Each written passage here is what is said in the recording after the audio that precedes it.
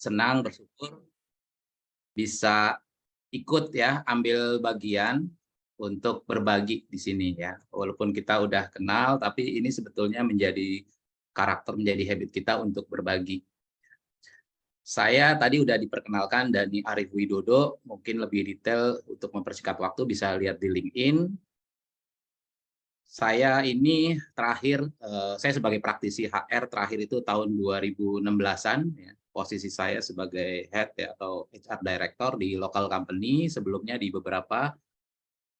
Saya lebih banyak berkecimpung di industri retail ya, sebagai HR. Juga banyak teman-teman saya yang sekarang dulu satu tim ya, baik itu atasan maupun bawahan saya. Nah, yang hadir di sini juga sepertinya sebagian saya kenal, teman-teman saya juga baik itu di LinkedIn maupun di community. Nah, saya hari ini berbagi mengenai digital transformasi dalam bidang HR. Sebelumnya saya mau disclaimer ya teman-teman bahwa hari ini kita hanya berbagi lebih ke bagaimana kita memiliki kompetensi leadership seorang HR untuk menggalang ya, mengkoordinasikan tim kita, bagaimana jika terjadi yang namanya transformasi digital ya. Transformasi digital itu ada dua ya, secara bisnis, secara departemen. Kurang lebih seperti itu. Nah, disclaimer saya adalah saya tidak membahas mengenai teknis digitalnya atau IT-nya, tapi yang akan saya bahas bagaimana kita mensiasati, mengorganize tim kita untuk bisa support ke perusahaan perihal merubah suatu sistem SOP untuk HR-nya sendiri yang notabene service ke perusahaan maupun ke para user, dev head, yang tadinya manual menjadi digital ya. Ini sebetulnya klasik ya, dari sebetulnya udah lama ya. Saya juga pernah merasakan, tapi konteksnya itu tidak benar-benar digital ya. Dulu itu lebih ke computerized aja. Nah, jadi memang sudah bergeser, berkembang terus istilah digital, yang dulunya digital itu lebih ke kalkulator, komputasi, lebih ke bagaimana suatu sistem secara otomatis ya. Sekarang ini digital itu mungkin kalau yang saya ingat seperti big data, kemudian artificial intelligence, dan sebagainya, nanti saya paparkan seperti itu. Nah, kita sama-sama, saya juga masih belajar. Saya di konsultan yang saya bangun sendiri itu sebetulnya sejak 2014. Tapi karena saya masih praktisi, jadi yang saya jalankan itu headhunting. Jadi pulang kantor, entah jam 7 malam, jam 8 malam, saya ketemu klien ataupun ketemu dengan kandidat. Biasanya tuh di kafe atau di Starbucks. Seminggu itu bisa 1 kali, paling banyak 2 kali saya punya waktu untuk screening kandidat. Seperti itu. Tapi saya bukan memiliki konsultan sendiri, saya sebagai associate. Konsultan sendiri itu pada saat 2015. Nah, kalau headhunting itu saya dari 2010 juga saya sudah, istilah anak sekarang tuh ngasong ya. Pulang kerja kita ada sampingan gitu, tapi gimana caranya tidak mengganggu. 2016 bisnis saya sampai 2017 itu headhunting, tapi sudah bergeser sampai sekarang akhirnya di learning, HR program, team building atau outbound. Untuk headhuntingnya saya masih bisa layani untuk klien-klien tertentu. Kalau toh pun ada permintaan, mungkin saya sudah ada partnernya untuk handle itu. Kira-kira seperti itu. Saya akan mulai aja, mungkin saya izin share screen. Nah, kelihatan ya teman-teman, Pak Fotri kelihatan ya Coach? Aman Coach, kelihatan. Udah kelihatan ya? Mantap. Oke. Cerah, thank you. Sebentar, oh ini kayaknya, sebentar saya stop share dulu.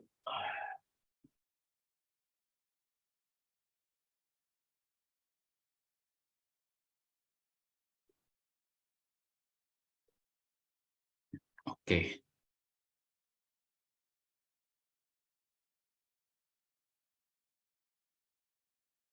Nah, ini judul aslinya adalah Optimizing HR Management in Today's Digital Age ya. Terus terang judul ini memang saya ambil dari jurnal, dari informasi. Ini tahun 2020 ya, 2019-2020. Materi ini saya buat itu tahun 2020 waktu pandemi ya. Masih saya gunakan, terakhir itu 2021. sekarang ini saya akan coba tampilkan lagi. Ada beberapa revisi. Sebetulnya sederhana aja, ini kalau nggak salah hanya ada 20 slide ya, 18-19 slide. Ini sederhana aja karena konteksnya ini adalah lebih ke experience sama teori yang saya kuasain ya. Lebih bagaimana sih mengorganize. Jadi sebetulnya secara generik ini nggak hanya transformasi digital ya, karena ini bisa digunakan bagaimana kita mengorganize tim. Berarti dibutuhkan komunikasi dan leadership ya. Teman-teman mungkin ingat ya kalau kita melihat yang namanya survei dari World Economic Forum kalau nggak salah, WEP atau apa, itu kan ada top 10 skill ya, mulai dari tahun 2020 sampai sekarang 2023 dan 2025. Yang tidak hilang itu kalau soft skill itu leadership dan communication ya, walaupun istilahnya tuh mungkin berubah. Kenapa? Komunikasi itu kunci sukses siapapun ya. Kalau kita misalnya saya sehebat-hebatnya saya, kalau saya nggak bisa presentasi, nggak bisa komunikasi, itu nggak akan nyampe, tidak terdeliver dengan baik, baik itu ke tim saya maupun ke masyarakat. Artinya ilmu itu saya telan sendiri ya, seperti itu. Dan beberapa teman saya pun dulu, rekan saya seorang IT yang sangat pintar pun kesulitan dalam presentasi. Nah, itu penting komunikasi. Kemudian hal lainnya apa? Leadership. Leadership itu tidak selalu, saya harus belajar leadership nih karena saya mau dipromo jadi supervisor atau manajer. No, nggak seperti itu. Siapapun harus belajar leadership, termasuk anak kita. Kenapa? Leadership itu intinya adalah bagaimana mengelola diri sendiri. Ya, di situ ada controlling, ada bagaimana mengelola emosi, bagaimana kemampuan mendengar. Ya, ini agak bertumpang tindih juga, bukan tumpang tindih. Ini ada unsur juga komunikasi. Nah, itu leadership. Tanpa leadership yang baik, kita tidak akan bisa menyampaikan tujuan kita. Leadership itu kan kaitannya bagaimana kita mengkolaborasikan orang-orang, ya, menyatukan orang-orang untuk melakukan hal secara bersama-sama demi tujuan bersama. Nah, itu leadership. Nah, di sini kalau kita bicara transformasi digital, yang dibutuhkan di sini adalah bagaimana seorang HR untuk bidang HR-nya ini memanage timnya supaya transformasi digital ini berjalan khususnya di departemennya. Jadi kalau transformasi digital itu ada dua biasanya. Mulai dari secara skop besar perusahaan, ya, dia mau berubah, ya, mau semua serba digital, ya, apapun industrinya. Tapi kalau kita bicara industri misalnya e-commerce, itu sudah dari lahir memang sudah di-digitalize. Tapi kalau misalnya kita sebut industri F&B, ya, logistik, transportasi, retail, itu pasti ada yang namanya journey-nya ya, milestone transformasi digital. Seberapa cepat, seberapa kuat, seberapa dia punya resource, baik itu people maupun modal, itu akan menentukan daya tahan, daya saingnya menghadapi perubahan-perubahan yang begitu cepat. Nah, itu secara global, secara korporasi. Secara yang kita bahas hari ini adalah secara HR, bagaimana HR ini bisa mengimbangi, bisa melayani stakeholder-nya, user-nya. Bisa itu atasannya, para BOD, owner. Jadi HRD itu tidak hanya dia merekrut calon karyawan, mencatat administrasinya, data-datanya, minta ijazahnya, kakaknya, kartu keluarganya, KTP, kemudian mengadministrasikan kompetensi, menyimpan data dalam komputer, kemudian dia memberikan tugas, membuat form cuti dan sebagainya. Enggak hanya seperti itu. Jadi HR itu sebenarnya bagaimana dia bisa mengidentifikasi setiap keadaan dalam proses bisnis, ya, untuk dia ikut membantu, mensupport sampai memecahkan masalah gitu. Jadi fungsinya tidak hanya administratif. Mungkin kalau teman-teman ingat ya, kalau dari journey-nya HR itu kan kita udah tahu ya, dari personalia ya, HR sekarang ini human capital, ada lagi satu lagi apa ya, saya nggak begitu. Nah, tapi intinya satu, bahwa HR itu adalah bagian dari proses bisnis. HR itu bukan administrator. HR itu justru salah satu pilar, ya, sejajar dengan finance dan operation, tanpa mengecilkan bagian-bagian lain seperti procurement, seperti mungkin marketing, ya, warehouse dan sebagainya. Tapi intinya HR itu punya potensi, bukan potensi ya, HR itu punya peran ke semua departemen. Makanya saya selalu menyarankan ya, dulu tim saya dan saya sendiri pun, saya sempat nyesal dulu, saya berpikir begini waktu saya bahkan waktu saya jadi HR manager pun saya berpikir, ah itu kan kerjaan sales, ya gue nggak peduli, yang penting dia mau apa sini, saya bantu proses rekrutmen, training gitu kan. Tapi saya nggak perlu tahu salesnya apa gitu kan. Saya tahu cuma paling laporan pada saat raker. Oh salesnya ini ada peningkatan atau ada penurunan dibandingkan year to date sekian sekian sekian. Kemudian finance, saya nggak perlu deh jago-jago finance. Yang penting saya bisa buat laporan berapa budget berapa. Jadi financial literasi saya itu lemah. Makanya kenapa setiap saya bekerja di beberapa perusahaan, CEO saya itu lebih, bukan membela sebetulnya, lebih percaya dengan finance dibanding dengan saya. Bukan berarti CEO saya nggak sayang. CEO saya tuh memfasilitasi saya, tapi dia tidak membela saya. Contoh, saya membuat budget, tapi selalu dicoret sama finance manager atau CEO-nya, CFO. Dia tanya, ini kenapa angkanya sekian? Nah, saya dulu tanpa saya sadarin, saya sadar bahwa dulu saya bodoh gitu kan. Saya jawabnya begini, ya ini saya udah membuat activity plan. Nah, saya bilang ini manfaatnya untuk karyawan A ya, departemen A, untuk departemen produksi bla bla. Padahal yang ditanyakan orang finance simple. Dasarnya apa? Ya, mengadakan pelatihan ini dengan biaya ini, vendor ini. Terus baliknya apa? Saya kan kualitatif banget. Ya baliknya karyawan lebih disiplin. Ya nanti salesnya naik. Padahal enggak. Finance tuh minta. Enggak perlu detail sebetulnya. Ini feedback baliknya itu apa? Nah, salahnya saya sebagai HR, saya tidak mencoba mengkonversikan dengan angka. Contoh, harusnya misalnya saya mengadakan pelatihan mengenai engagement atau motivasi dan disiplin misalnya, dengan biaya 20 juta untuk 60 karyawan. Finance akan mengeluarkan 20 juta kalau saya membuat permintaan request-nya itu yang sudah disetujuin CEO saya. Finance itu akan mengeluarkan uang. Tapi bisa terjadi finance tidak akan mengeluarkan uang, ya, bahkan membatalkan. Saya selalu ribut dengan finance. Saya bilang, loh, saya sudah disetujuin CEO. Padahal nih, maaf, kita kan harus ada reason di sini. Nah, ini laporan saya nanti. Nah, salahnya saya yang tadi saya bilang, harusnya kalau misalnya masalah disiplin, saya harus kalkulasi sebelum, misalnya 3 bulan sebelumnya, setahun sebelumnya, saya harus bawa data. Data itu sekarang aset ya kalau di zaman digital. Datanya apa? Saya harus ukur berapa persen keterlambatan. Keterlambatannya berapa menit, itu harus dirinci.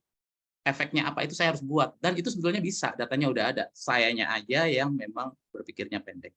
Nah, setelah itu, kan logikanya setelah pelatihan, apakah ada dampak misalnya dari absensinya itu misalnya lebih disiplin.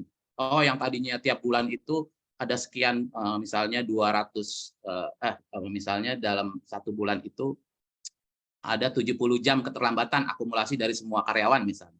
Setelah pelatihan, oh keterlambatannya itu berkurang menjadi 10 jam per bulan misalnya. Dengan total karyawan tuh terlambatan 10 jam.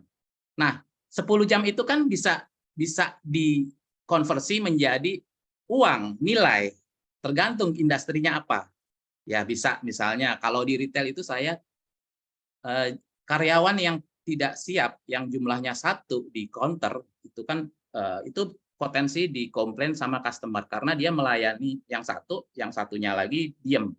Yang satunya itu tidak ditanggapin, akhirnya delay lama. Nah, komplain-komplain itu akibatnya bisa barang itu tidak jadi dibeli ya, kalau di kasir itu barang ditaruh ya tidak jadi dibeli, atau komplain itu engagement menjadi turun, itu bisa dikonversi dengan uang. Ada itu pelajarannya. Kalau di roti ya, itu ada kita konversi dengan uang. Nah, kalau bisa dikonversi dengan uang ya, apalagi kalau di pabrik itu lebih mudah.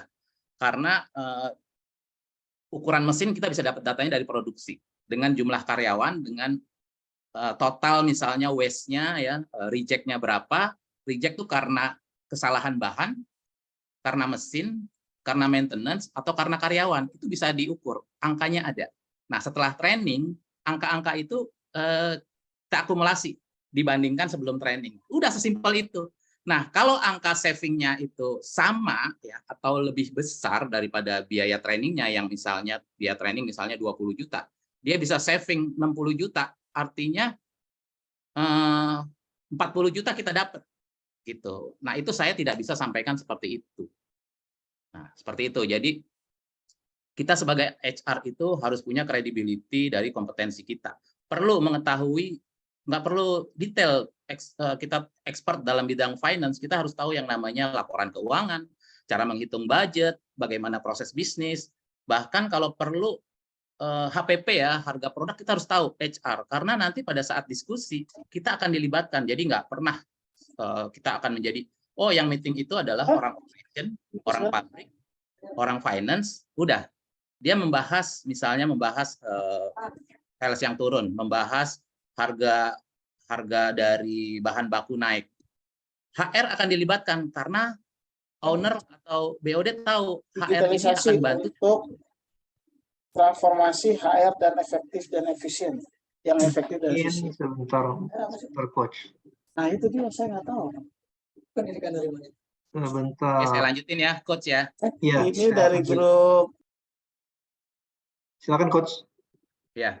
Nah, jadi paparan saya mengenai pengalaman itu adalah sangat penting karena HR itu tidak hanya sekedar dia jago secara kompetensi teknis, tapi secara leadership dia harus tahu ya. Lainnya adalah mungkin negosiasi skillnya, komunikasi dan sebagainya. Leadership itu adalah ya nggak sekedar saya bisa memimpin, enggak. Leadership itu dalamnya bagaimana kita belajar terus mengupdate setiap informasi, bidang-bidang yang tadi saya bilang, finance, IT pun sama ya, kita nggak perlu tahu teknisnya, tapi kita tahu flow pekerjaan IT itu apa, marketing seperti apa, sales seperti apa. Makanya saya melihat ada beberapa HR yang saya kenal, dia bisa jadi COO ya, dia bisa jadi CEO. Bahkan atasan saya dulu yang di retail itu, dia seorang HR director, dia bisa jadi CEO ya, CEO dari perusahaan yang di merger.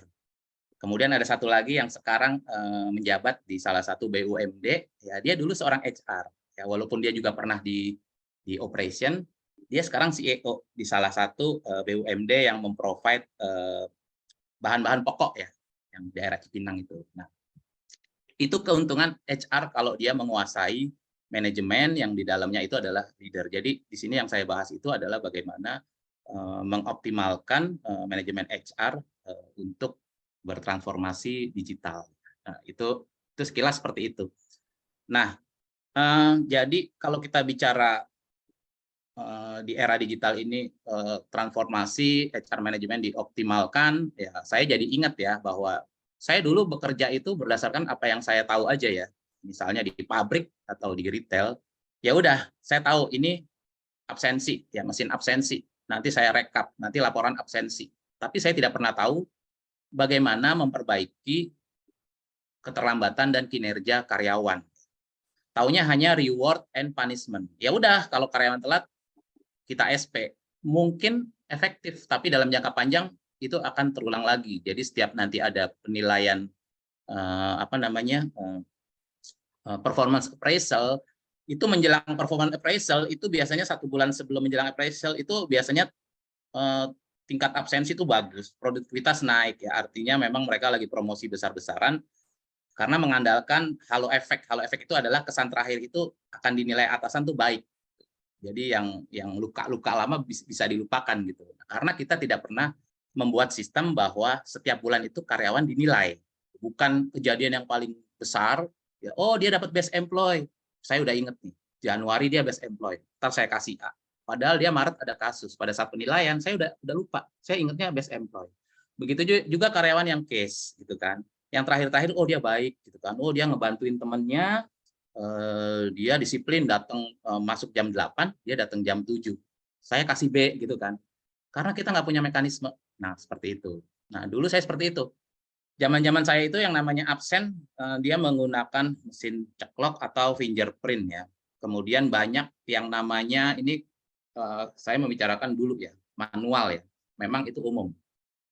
Mungkin sekarang masih ada ya yang namanya cuti pun itu pakai form. Jadi saya selalu sebulan sekali tim saya tuh yang bagian administrasi personalia atau payroll itu dia memfotokopi form cuti ya. Dia tumpuk. Jadi kalau di lemari itu ada boxnya ya. Ini untuk form cuti, ini untuk ngajuin apa namanya uang makan ya, ini untuk apalah gitu.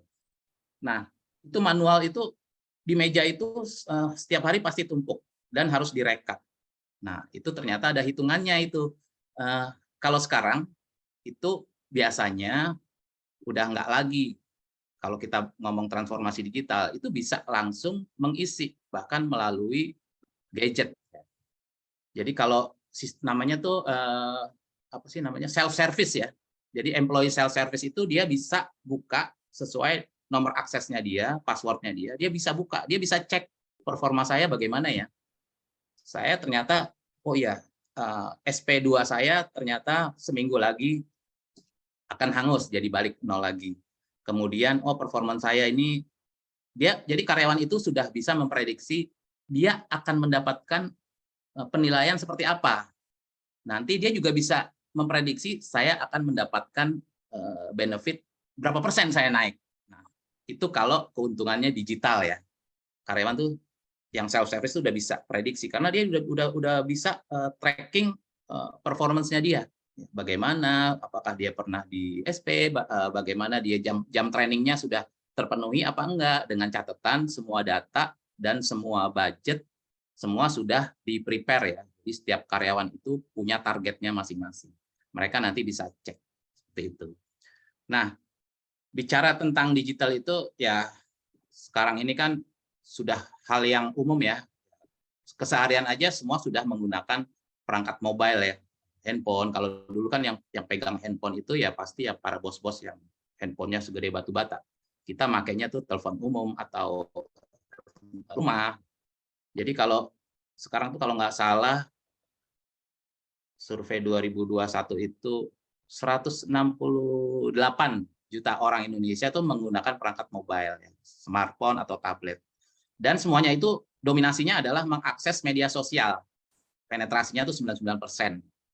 Saya lupa ini survei dari siapa ya, cuma saya ingat banget itu penetrasinya 99%. Teman-teman perlu tahu ya jumlah pengguna internet di Indonesia itu masih dalam laporan yang sama ya sampai akhir 2021 ya. Tercatat tuh 2002 juta ya, 22,6 juta, penetrasinya 73,7%. Nah, seperti itu. Coach, memang sengaja nggak, setelah itu nggak jalan Coach ya, saya mastiin. Oh iya, memang belum jalan, jadi saya masih storytelling. Karena data itu mudah banget kalau kita cari, tinggal kita kaitin aja. Baik, terima kasih, lanjut. Pengguna internet ya 22,6 juta ya kalau nggak salah, kemudian 73% penetrasinya. Terus waktu yang dihabiskan juga ada ya, cuma saya tidak akan jelaskan di sini. Waktu dihabiskan untuk misalnya media sosial Instagram, TikTok, Facebook itu ada. Nah di situ kita bisa pelajari sebagai orang HR kecenderungan masyarakat seperti itu. Berarti artinya kita bisa merekrut itu sudah tidak pakai cara lama ya, walaupun saya yakin masih banyak yang menggunakan platform-platform berbayar ya. Mungkin saya bisa sebut merek kali ya. Dan itu juga mungkin masih efektif. Cuma untuk yang muda-muda mereka lebih suka lowongan-lowongan tuh dari Facebook ya, dari LinkedIn, bahkan dari TikTok ya atau dari Instagram gitu ya. Nah, waktu yang dihabiskan juga kalau dari penelitian di luar negeri itu kalau di luar negeri itu bisa 6 jam per hari ya. 6 jam per hari kurang lebih, 6 jam per hari. 6 jam per hari untuk menghabiskan waktu untuk menggunakan online ya, entah itu internet, media sosial. Kalau orang Indonesia rata-rata katanya 7 ya, 7 atau 8. Tinggi, menurut saya ini tinggi banget. Cuma kita belum tahu kualitasnya apakah yang dia scroll itu memang bermanfaat atau tidak. Ya, masalahnya kan di situ. Karena kita tidak punya kecerdasan literasi untuk memilih Kayak saya nih, saya bisa loh 2 jam itu nggak mulai-mulai gara-gara saya cari literatur, semua tuh saya merasa penting. Akhirnya saya pusing, bingung, akhirnya nggak efektif 2 jam. Kalau dulu kan saya dapat 3 buku, ya 3 buku itu yang saya kulik. Kalau sekarang kan banyak nih, bisa saya klik semua tapi belum dapat.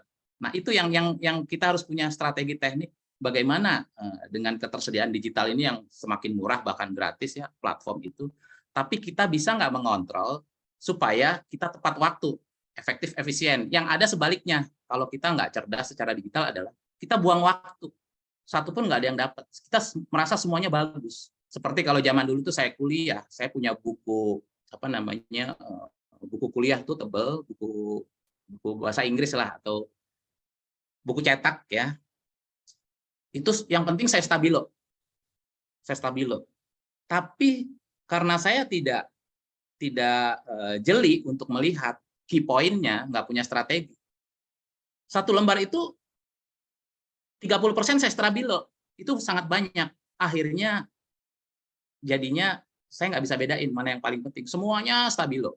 Lebih banyak stabilo. Nah, sama dengan digital seperti ini, kita tidak pernah kalau kita nggak cerdas secara digital literasi, kita nggak akan pernah bisa memilah mana yang penting buat kita. Kalau saya selalu saya targetin, saya 5 menit cari. Karena di algoritma itu, kalau kita klik, misalnya saya sebutin transformasi HR, saya cukup cek poin yang paling atas 1-5. Kenapa? Kalau algoritma dia yang keluar dulu 1-5, berarti itu memang pertimbangannya itu paling penting, ya.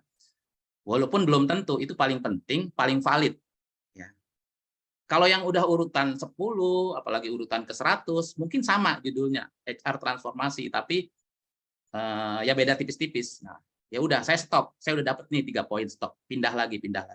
Soalnya kalau saya scrolling, saya tertarik, apalagi nyangkut-nyangkut tuh kalau ada notifikasi ini, wah ini ada apa nih di LinkedIn, saya klik, wah ada apa lagi di Facebook, ada Shopee keluar. Wah ini produk baru. Lama-lama saya lupa, saya buka ini untuk apa ya? Oh pas saya keluarin di laptop saya, oh saya lagi bikin slide. Lah ini udah mau jam 12, saya udah scroll dari jam 9, baru jadi 3 slide. Nah, seperti itu pengalaman saya untuk digital. Kemudian, oh ya ini ada nih, coba saya cek ya. Ya orang Indonesia tuh benar 8 jam sehari untuk di internet ya, waktu yang lebih tinggi dibandingkan. Nah sebetulnya ini juga sebagai analisa bahwa kita seorang HR itu nggak akan disukai, terutama untuk yang Gen Z milenial, bahwa mereka sebagai karyawan akan diribetkan dengan hal-hal yang berbau paper. Mereka lebih baik dikasih link, karena dari awal ya. Sekarang ini saya lihat nih HR yang Gen Z milenial itu kalau memberikan form itu biasanya pakai link. Udah menggunakan PDF pun kayaknya udah termasuk kuno ya. Kita kirim form, dia isi. Dia link aja langsung isi, udah langsung masuk. Link itu kalau yang paling sederhana itu adalah Google Form. Seperti itu, teman-teman. Oke, kita pindah dulu ya. Ini bisa panjang. Nah, ini ada 3 poin untuk memahami. Pertama, kita harus tahu ini HR. HR itu adalah SDM, ya, sistem atau perangkat pengelolaan sumber daya manusia. Kemudian di situ pasti ada unsur peran atau jabatan seseorang yang diberikan wewenang sebagai pengelola dari SDM itu sendiri. Ya. Kemudian manajemen ini kalau di pembahasan kita identik dengan bisnis. Nah, manajemen ini adalah organisasi, proses pengelolaan, koordinasi dan kontrol. Makanya banyak suatu sistem di situ, mulai dari SOP-nya, kalau ada yang namanya ISO juga ada, kemudian ada juga yang namanya manajemen review, strategic management, budgeting, kemudian rapat kerja, karena tujuannya satu, bagaimana bisnis dan produknya itu tidak hanya dikenal, tapi meraih peningkatan revenue. Nah, itu key point-nya. Kemudian key point yang ketiga ini adalah digital. Nah, ini saya mewakili 3, karena kalau definisi digital itu mungkin key point-nya banyak ya. Nah, ini big data. Big data itu makanya tadi saya bilang aset sekarang itu udah bukan lagi gedung ya, makanya kita ngelihat beberapa bisnis itu yang namanya okupansi sewa kantor tuh udah nggak terlalu seksi lagi ya, kecuali kalau memang dikemas untuk misalnya pertemuan, tapi sudah tidak bisa menjadi kediaman kantor. Nah, sekarang itu yang paling berharga itu adalah data.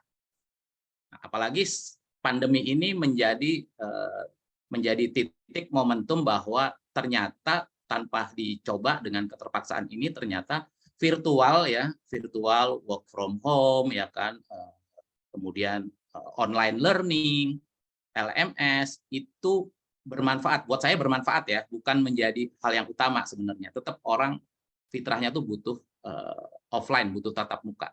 Nah, ini big data. Kemudian machine learning ini adalah ya suatu perangkat yang sudah disetting, dikondisikan untuk membantu sesuai dengan tujuannya apa. Itu machine learning-nya. Kalau AI itu ya, saya nggak perlu jelaskan, sekarang ini udah bertebaran. Nah, artificial intelligence dulu saya pikir ya masih hampir sama ya dengan programming, ternyata artificial intelligence ini sudah lebih dari itu.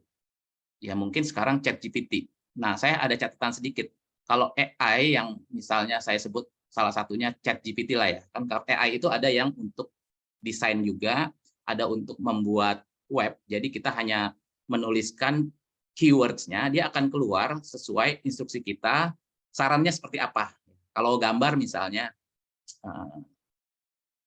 saya buat gambar kelinci yang lucu di salju, itu akan keluar, itu ada itu, saya lupa namanya apa, itu akan keluar gambarnya. Ya, jadi yang namanya mendisrupsi ya artis ya akhirnya otak kanan, otak kiri, otak kanan juga didisrupsi juga. Yang tadi saya pikir yang didisrupsi itu kecepatan, ketepatan matematik sama tenaga. Ternyata seni pun bisa didisrupsi, tapi nggak usah khawatir, tetap ada bedanya. Yang AI seni dengan benar-benar otentik. Kalau misalnya saya gambar itu tetap ada bedanya. Nah, itu artificial intelligence. Kalau ChatGPT itu sangat membantu ya, sangat membantu mensupport kita. Tapi dengan catatan kita harus punya kompetensi dasarnya. Misalnya saya cerita nih, ini jadi kita sharing aja ya di sini ya.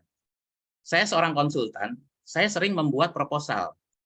Dulu waktu saya belum concern dengan AI, saya membuat proposal itu untuk 2 halaman untuk pengantarnya.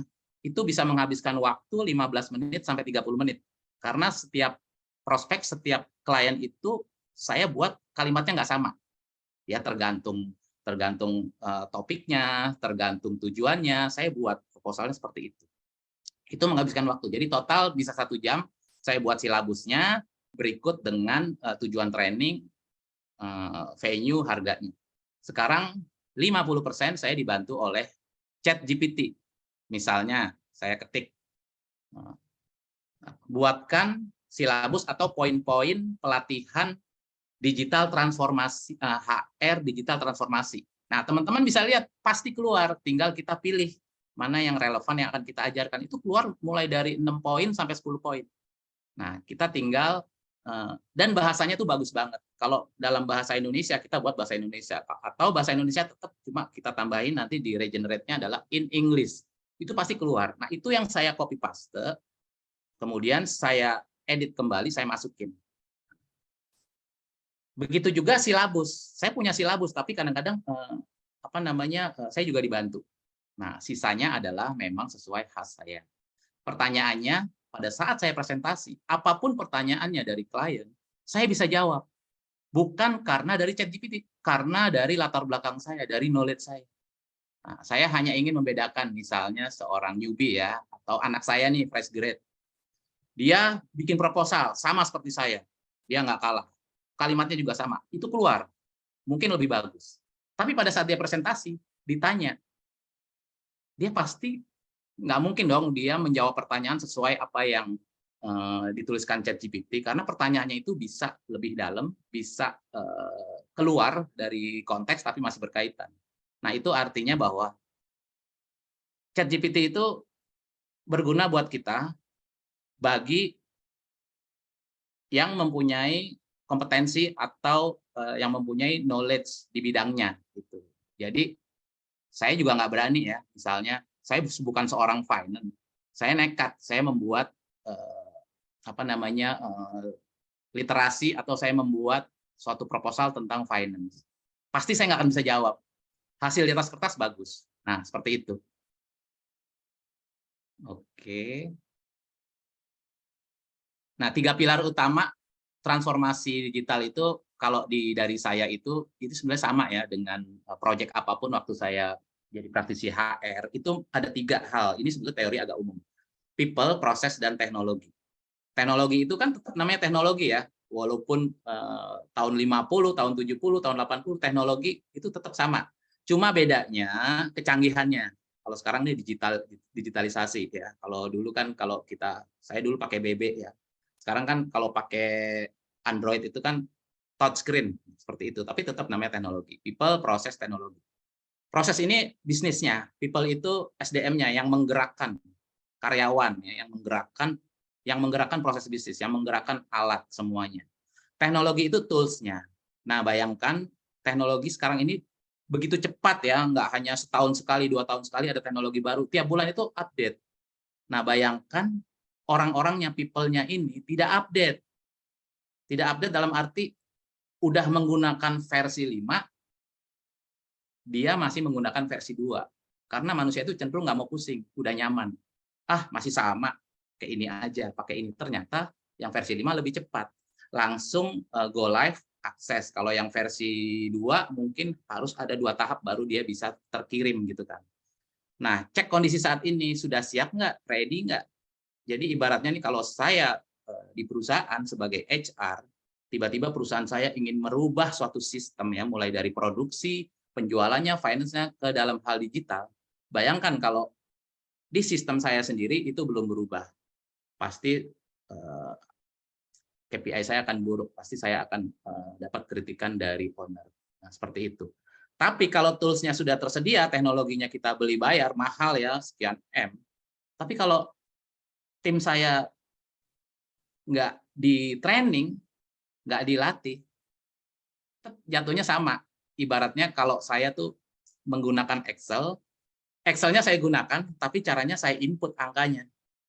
Nah, jumlahnya pun saya gunakan kalkulator. Nah, pada saat edit ya, salah satu angkanya, yang bawah itu nggak berubah. Nah, ibaratnya seperti itu. Kita menggunakan Excel harus tahu membuat rumus. Menginstalasi suatu transformasi digital, tentu tim kita harus disiapkan. Sejauh mana tim kita yang sudah siap, yang sudah punya knowledge, dan mana yang belum. Tapi kalau yang muda-muda, karena sudah terbiasa dengan digital literasi, cepat dia scroll, itu lebih cepat, hanya menyesuaikan. Nah, kalau buat saya ini agak lama. Saya aja belajar editing video tuh lama banget, setahun nggak kelar-kelar gitu kan. Belum bisanya cuma pada saat transform aja, lainnya belum. Itu contoh ya. Jadi transformasi digital itu proses dan strategi menggunakan teknologi digital ya, mengubah cara bisnis beroperasi, ya melayani pelanggan, ya menjadi umum ya di era digitalisasi. Nah, kemudian sekarang ini kan mainstream ya, internet semua, jadi apa-apa tuh semua itu pakai cloud, semua pakai cloud. Apakah kita sudah menggunakannya juga ya? HR itu juga harus tahu di sini ya, terutama leadernya itu harus tahu. Jadi kalau meeting dia bisa present apa manfaatnya, mana yang bisa digunakan, ya, mana yang tidak, mana yang berbayar, mana yang tidak, seperti itu. Ya, penelitian dari Adobe ya, saya lupa, pokoknya penelitian dari Adobe tuh lebih dari 80, ini tahun 2019 atau 2020. Nah, penelitian ini mengungkapkan bahwa lebih dari 80% pekerja itu merasa ya, menyatakan bahwa teknologi itu adalah faktor terpenting dan mereka tuh merasa happy dalam pekerjaan kalau teknologi HR itu membantu mereka. Itu yang tadi saya bilang. Generasi tertentu itu sudah biasa melakukan sesuatu yang shortcut ya. Walaupun shortcut itu kalau kita bahas lebih panjang itu nggak semua harus shortcut ya, seperti proses, seperti ISO, seperti SOP itu nggak bisa shortcut. Ya, shortcut itu untuk cara kerja. Contohnya misalnya sistem ESS ya, Employee Self Service itu ya memberi setiap karyawan tuh akses ke data pribadi mereka ya dengan dengan password. Jadi yang bisa buka itu karyawan itu sendiri dan atau atasan dan HR ya. Itu pun harus dibatasi levelnya. HR level apa nih? Staf HR ya mungkin dia nggak bisa buka yang level manager, jadi harus HR manager dia bisa buka yang level manager. Karena biasanya di akses itu ya bisa aja di situ ada data-data mengenai benefit bisa aja ya, angka-angka. Nah, jadi kalau sistem ESS itu sudah merata ya di semua perusahaan dan HR itu siap, bisa tahu, bisa presentasi. Ini justru mempersingkat. Kalau nggak salah di Bank Danamon itu dengan sistem digitalisasi HR itu mempersingkat prosesnya itu kurang lebih ada 60% tuh dia singkat prosesnya ya. Kemudian tingkat kepuasan karyawan itu naik. 70% karyawan itu puas karena digitalisasi. Dan itu mengurangi kesalahan-kesalahan entry. Karena yang namanya digitalisasi, dia itu udah langsung calculate ke semuanya. Jadi kalau cara sederhana itu di Excel kita masukin data, itu udah keluar kalkulatnya, kesimpulannya, grafiknya itu keluar seperti itu. Nah, jadi dari waktu juga efektif, kita mudah untuk menganalisa. Nah, HR tradisional ya udah pasti terdisrupsi ya. Coba cek, masih ada nggak sih? Ya mungkin di pabrik ya, masih ada nggak sih absensi ceklok yang tiap jam tertentu dikumpulkan tuh dikaretin sebagai oleh security ke personalia tanda tangan 1.000 karyawan, tanda tangan 1.000 karyawan. Nah, itu bisa dihitung tuh. Itu bisa 2 jam baru kelar. Nah, kalau digital ya udah dia masuk terdeteksi, ya udah langsung masuk ke sistem. Di dashboard saat itu juga bisa kita lihat. Tahun 2013 itu itu kita punya sistem HR saya. Jadi saya pagi-pagi ya jam 9 itu saya bisa buka dashboard. Nah, hari ini grafiknya bagaimana? Karyawan yang telat berapa? Itu bisa saya buka. Saya punya dashboard. Setelah saya lihat departemen apa aja, siapa namanya saya bisa lihat telat. Jadi saya bisa telepon ke head-nya langsung juga gitu. Nah, itu juga sudah termasuk transformasi digital, tapi sebatas di departemen saya aja. Dan itu pun hanya di HRIS. Yang lainnya masih menggunakan yang namanya paper ya, rekrutmen masih pakai paper, ngisi tesnya juga pakai paper gitu kan, malah banyak amplop-amplop lamaran gitu. Seperti itu.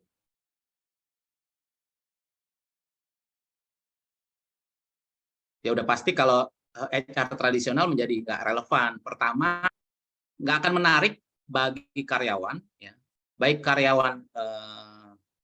calon karyawan maupun existing karyawan. Ya, karena apa? Mudah kok membedakannya. Pada saat dia pulang, dia tuh sudah bermain medsos, dia melihat informasi, tapi pada saat dia kerja, kok kayaknya merasa diribetkan, makin gapnya tuh makin luas. Pertama. Kedua, bisnis nggak nyambung jadinya. Bisnis perusahaan ini nggak nyambung dengan apa yang dikerjakan HR. HR itu sibuk dengan administratif. Ya.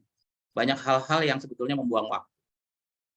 Nah, sekarang ini adalah kalau dulu tuh mungkin 15 tahun lalu, 20 tahun lalu, yang namanya perusahaan teknologi itu perusahaan IT ya, sistem, atau penjual perangkat IT. Sekarang setiap perusahaan itu adalah perusahaan teknologi. Logikanya seperti itu. Mau dia UMKM, mau jual makanan, karena apa yang digunakan itu adalah komunikasi digital. Menjualnya dari situ, sistem pembayarannya juga pakai QR code, ya. Jadi bisa dibilang setiap perusahaan itu adalah teknologi. Jadi udah bukan hal yang mewah lagi, transformasi digital, tapi hal yang sudah menjadi basic. Kalau buat saya itu seperti itu. Jadi nggak peduli produknya apa, pelayanannya apa, ya ada batas minimal transformasi teknologi harus dimulai. Nah, supportnya yang tadi ya, people-nya bagaimana, orang-orangnya, apakah sudah siap. Nah, detailnya ini panjang sebetulnya, bagaimana mapping people ya. People ini bisa dari departemen lainnya, ya, yang menyangkut suatu sistem, misalnya kalau yang model lama itu ada sistem SAP yang sampai saat ini tuh masih relevan ya, masih canggih lah saya bilang. SAP, kemudian apalagi ya, kalau dulu untuk sistem HR tuh saya prokin. Nah, orang-orangnya ini siap nggak? Menggunakan nggak? Saya pernah lihat di klien saya perusahaan, dualismenya ada, dia pakai sistem, tapi masih juga pakai manual. Kenapa? Katanya begini, "Iya Pak," ngomongnya anak-anak suka salah, jadi ya udah kalau yang bingung saya suruh pakai manual." Itu tidak mengedukasi. Jadi ya akhirnya ujung-ujungnya sama aja. Sama dengan manajer-manajer yang melakukan interview, udah disediain form dalam bentuk digital, tapi dia selalu minta form yang sudah difotokopi ulang, dia isi. Nanti HR-nya nginput lagi satu-satu. Jadi sia-sia ya, transformasinya sia-sia. Orang-orangnya siap nggak, baik dari orang HR maupun mereka. Nah, bagaimana supaya mereka siap? Itu panjang ya, caranya tuh panjang, ada hubungannya dengan budget, ada hubungannya dengan waktu, ada hubungannya dengan kompetensi, asesmen, dan sebagainya. Kemudian proses ini adalah bisa proses bisnis, proses suatu produk yang harus disesuaikan ya. Jadi transformasi digital itu harus ditransformasikan dengan proses bisnisnya, karena nanti akan menyangkut kos-kos yang dibuang ya, tidak menggunakan perangkat yang lama gitu. Nah, kemudian teknologinya sudah pasti toolsnya seperti apa, karena bisa aja suatu sistem itu tidak digunakan semua. Dari 12 sistem yang tersedia hanya diaktifkan mungkin 3 atau 4 ya. Nah, itu juga menyangkut budget. Nah, jadi kalau saya waktu itu ada hasil penelitian ya, bisa dicek ya. Di Indonesia itu industri 4.0 ya, industri 4.0 udah pasti itu digital ya. Itu kalau di Indonesia itu baru mencapai kurang lebih 20 atau 40%, saya lupa. Tapi kalau di luar ya, seperti Jepang, Amerika, dan sebagainya, itu udah di atas 60%. 4.0-nya itu penerapannya udah di atas seperti itu. Nah, itu karena faktor apa ya, banyak hal ya.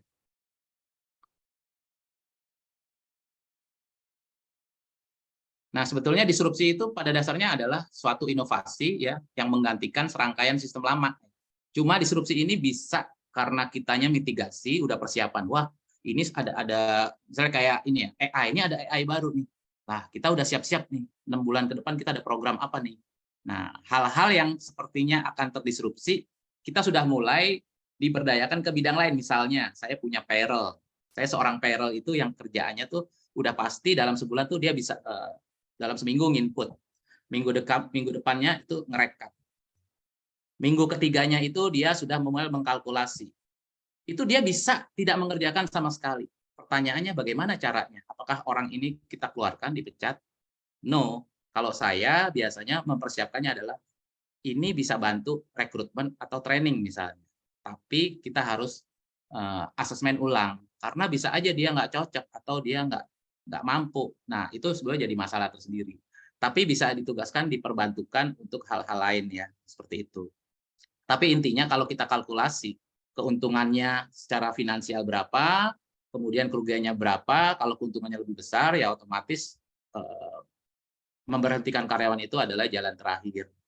Tapi biasanya sih, mostly lebih banyak diberdayakan. Karena saya lihat teman-teman saya itu dulunya, dia punya timnya orang payroll, sekarang dia di learning, dia bantu rekrutmen, dan sebaliknya. Nah, rekrutmen itu juga sama. Yang tadinya itu dia pakai karyawan kontrak untuk mensortir lamaran, menyelenggarakan sesi tes di dalam ruangan, itu udah nggak pakai lagi ya, memang mengorbankan SDM muda yang masih awal. Nah, dia sudah menggunakan alat atau tools ya, seperti yang otomatik ya, ATS ya, automatic tracking system. Jadi setiap lamaran yang masuk ya dalam bentuk digital itu sudah tersortir dengan sendirinya sesuai settingan requirement yang kita buat. Nah, itu udah ada ukurannya bahwa waktu yang dibutuhkan itu bisa lebih dari 70% efisien ya dibandingkan mensortir sendiri. Tapi tetap hasil akhirnya itu kita harus cek. Karena yang tidak terpilih nggak harus dibuang ya. Kalau di lamaran manual itu di shredder ya atau dimusnahin. Karena bisa aja dia dibutuhkan untuk hal lainnya, karena requirement yang kita berikan bisa aja untuk hal tertentu. Nah, jadi ada mekanisme sendiri yang ATS seperti itu. Nah, jadi yang namanya disrupsi itu sebetulnya menggantikan sistem lama, ya, baik secara terpaksa ya, maupun yang sudah disiapkan. Kalau yang terpaksa itu kan ya mau nggak mau ya, kayak saya dulu udah pakai Android, saya masih pakai BB. Akhirnya 2015 saya ganti Android. Seperti itu.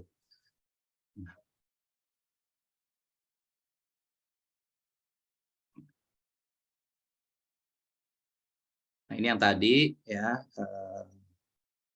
Oke, kita lewatkan aja. Nah, jadi HR itu sebetulnya adalah orang yang paling bertanggung jawab ya untuk transformasi digital terutama di departemennya. Kenapa? Karena dia yang tahu mengenai petanya dari karyawan. Atau kalau pun dia tidak tahu, dia tuh harus koordinasi alignment dengan para dev head. Untuk apa? Untuk controlling gimana performanya, karena ujung-ujungnya itu adalah target perusahaan misalnya sudah memberikan batas waktu 6 bulan sampai 9 bulan ini transformasi digital harus selesai. HR itu tidak bisa bekerja berdasarkan saya udah nyediain orang, saya udah nyediain fasilitas, kantin, meals, uang transport, selesai. Enggak. HR itu day to day dia harus pantau karena dia akan prediksi ini kelar atau tidak. Jadi kalau ada tanda-tanda dia akan bergeser waktunya, harus cepat-cepat initiate seorang HR yang punya leadership-nya bagus, ajak meeting, nggak usah nunggu izin dia kirim email ke direkturnya, dia kirim ini, itu kalau udah birokrasi itu malah makin lama. Langsung aja nanti urusan dia izin dengan atasannya, ya itu urusan dia. Paling kita email ke tiap departemen bahwa ini kayaknya proyeknya baru sampai di tahap 4, padahal harusnya bulan ini sudah tahap 6. Nah, HR itu harus rinciin. Kemarin ada penundaan dari departemen, misalnya departemen finance, kemudian orang-orang sales itu ada proyek baru, jadi dia nunda waktunya ini bergeser. Nah, saya ingin mengajak meeting untuk mencari solusi sekaligus memastikan bahwa apakah ini akan selesai. Nah, kredibilitas HR itu akan dilihat pada saat dia punya data, melakukan follow up data-datanya itu baik dari email maupun data-data dari performance. Karena nanti kalau diminta pertanggungjawabannya, HR tidak disalahkan. Nah, seperti itu. Nah, nanti pada saat head-nya kumpul, saya yakin head-nya itu juga punya concern, para dev head itu, dia juga nggak mau menjadi salah satu bagian atau departemen yang menghambat. Nah, seperti itu. Nah, di situ seorang HR harus punya kapasitas seperti itu. Makanya komunikasi, leadership penting. Mungkin kalau di luar jam kerja, mungkin kita teman ya, sama sesama manajer, mungkin kita bisa pulang bareng, teman, bercanda. Tapi dalam waktu kerja, kita harus tegas. Kadang-kadang mereka suka menawar, Pak, bisa nggak minggu depan? Pak, besok lusa. Makanya harus pintar-pintar kita kasih informasi itu jangan mendadak. Orang HR tuh justru ciri khasnya dia tidak mendadak, harus jauh-jauh hari dan mereminder. Kita punya tim, punya staff, siapa yang bertugas sebagai PIC untuk mengingatkan ke setiap departemen. Kalau perlu kita punya staff yang langsung datang ke tiap ruangan. Karena kalau bicara transformasi, baik itu digital maupun transformasi apapun ya dalam suatu perusahaan, HR ini menjadi titik sentral yang strategik untuk menggerakkan mereka semua. Walaupun efeknya adalah mereka mengandalkan kita jadinya ya, dari segala pengumuman, dari segala fasilitas, tapi setidaknya kita punya reward and punishment juga ke mereka, seperti itu. Dan kemudian HR juga yang paling penting adalah berkolaborasi dengan orang digital ya, dalam hal ini IT. Saya dulu selalu berkolaborasi dengan IT pada saat ada proyek instalasi ProIn. Kenapa? Karena saya nggak mau menggunakan ProIn itu akhirnya menjadi tingkat kesalahan menjadi tinggi, menjadi terlambat. Yang paling susah itu pada saat transformasi sistem ya atau pembelian suatu sistem baru itu adalah migrasinya. Ya, sedangkan penggajian itu tetap berjalan, tapi pada saat pergantian suatu sistem itu yang bikin stres ya. Pada saat penggantian suatu sistem itu di sisi lain aktivitas harus berjalan ya, penggajian harus berjalan, penghitungan lembur harus berjalan. Gimana caranya? Biasanya itu kita buat duplikasi dulu supaya kalau error ini tetap berjalan. Nah, itu koordinasi dengan orang IT-nya tuh yang memang kita butuhkan secara teknikal ya. Kenapa orang IT tidak mendengarkan HR, orang finance tidak mendengarkan HR? Karena kita punya riwayat sesuatu yang nggak tegas, tidak memberikan contoh yang baik, ya. Kita hanya sekedar aturan, tapi kita melanggar sendiri, akhirnya kita nggak didengar. Itu akan menyulitkan. Ya pada akhirnya ya kita menjadi administrator aja, kurang lebih seperti itu. Nah, goalnya apa, ya kan? Goalnya ya banyak, pasti tergantung bisnisnya apa. Timeline-nya juga ada goal-nya, sistemnya juga ada goal-nya. Yang pasti karyawan ini semuanya harus dilibatkan. Bagaimana caranya? Nggak mungkin kita sebagai orang HR itu satu-satu ke karyawan atau ke debt head. Ya kita buat dulu ya suatu kerangka, membuat suatu semacam proposal, kita present ke BOD, kemudian melibatkan para manajer. Kalau perlu manajer-manajer itu dikasih KPI, ketentuan tentang misalnya performance bisnis misalnya, masuk ke dalam performance bisnis, KPI-nya bahwa mereka itu harus menggerakkan timnya untuk mempercepat proses transformasi. Nah, head-head-nya ini bertanggung jawab, jadi kita bekerja melalui manajernya. Jadi kita nggak perlu ngecekin satu-satu karyawan, oh ini melakukan apa ya, ini udah paham belum? Jadi seperti itu. Employee experience di sini maksudnya adalah semua karyawan itu dapat melakukannya, dapat menjalankannya sesuai dengan tujuannya. Kemudian proses-proses automate itu biasanya resultnya itu adalah mengurangi waktu ya. Pokoknya hal-hal yang dulunya manual di repetitif, diulang-ulang itu akan berkurang dan tentunya akan hilang. Coba saya percepat. Artificial AI dan HR. Nah ini saya buat itu dulu ya tahun 2020 ya. Ternyata memang sekarang nih lagi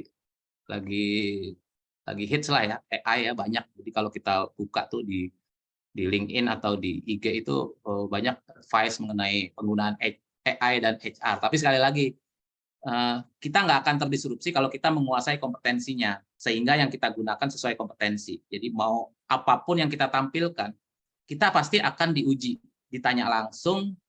Kita ini sebagai orang yang membuat, ditanya berdasarkan apa, terus manfaatnya apa, kita bisa karena kita punya kompetensinya. Jadi HR ini ya kalau kita ngomong disrupsi itu pasti terdisrupsi kalau kita nggak siap secara kompetensi. Nggak usah digital.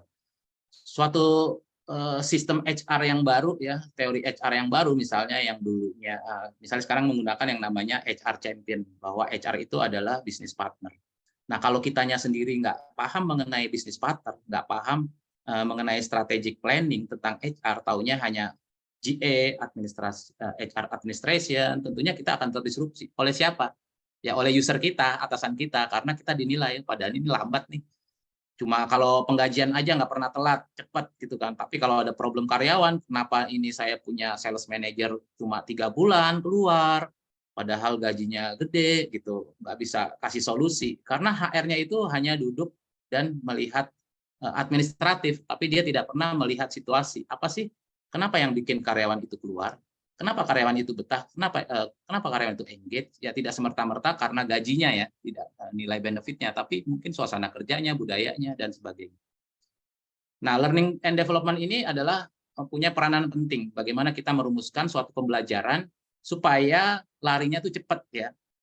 Apapun program, apapun transformasinya, dalam hal ini misalnya yang utama adalah transformasi digital di bidang HR.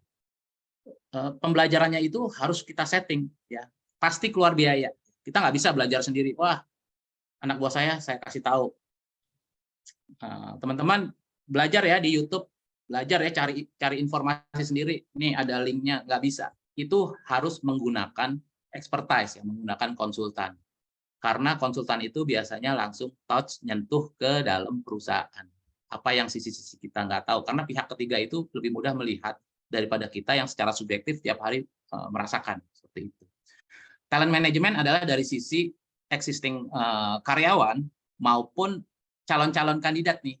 Mungkin ada requirement baru. Kalau di Jepang itu sekarang yang namanya coding itu sudah jadi ilmu basic ya di sekolah-sekolah.